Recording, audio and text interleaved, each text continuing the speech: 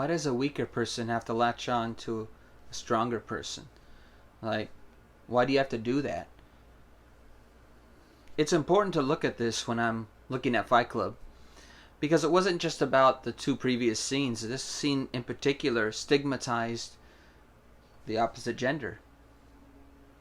It stigmatized Marla's character in the story as a means to say Marla can only be what Marla is because of latching on to the main character in the story. Like, that's it. Like, that's all, even in the eyes of that moment, that conversation, that's all Marla meant.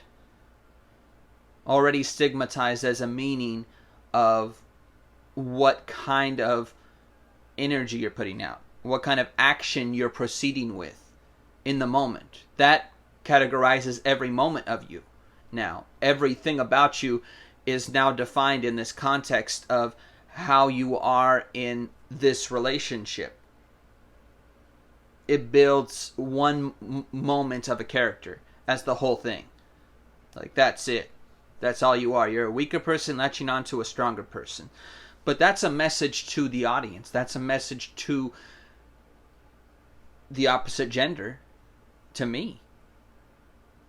That's all you're going to be. Marla, that's all you're going to be. It kind of defecates on the idea of, like, going against what society is now. You know, that's what, to me, Fight Club represented. But in reality, from what I said in the last two parts, which were faking your emotions because people are opening up emotionally to you, then also being that you're in a space where you just fuck the pain away. Now you're creating a central pattern with that to now define the people that you're fucking, to define the people that you're around. So it's not good enough to now be a fake, but because you're fake, you're going to put everybody else down. Because your life is fake, because Tyler's life is fake, Tyler's going to put everybody else down in the story, in his life. That's all Tyler is going to do now. Because it's not enough now. There's not enough. If I have to create a fake whole life, everybody else must be wrong. Well, no. It's because you don't want to deal with real life. Reality is now out of the question. Going back to the movie in general, there was one part where they held up somebody in a liquor store and said, go live your life. Do what you really want to do. But reality doesn't mean you can't do that. It actually means you have to work around so many different positions where you have to build up your career and acquiescence of work to come to that.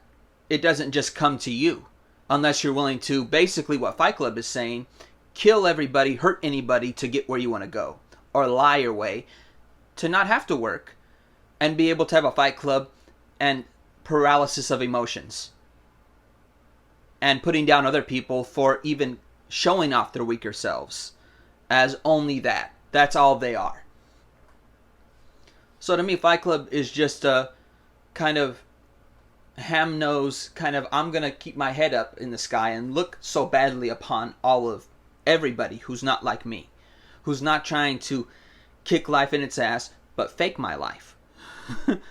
So it's like I'm going to target everybody because I can't live my life the way I truly want to. Well, that's privilege. Because not everybody can fake it till they make it. Not everybody can be a person who's habitually bad and hurting others. That's the difference of what somebody does, and that's what Fight Club represents to me. Kind of look up at me because I'm willing to hurt other people this way. Whew. No, thank you. That's the disgusting part to me, is that I've actually seen this from people, and they actually don't think they're doing something horrible. They don't even think they're in a state of mind as Tyler in this story.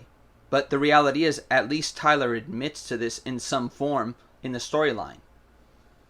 There's at least the momentum of that. Not necessarily to anybody else, because it destroys Tyler's life at the end. Great karma. But pretty much that's it to me.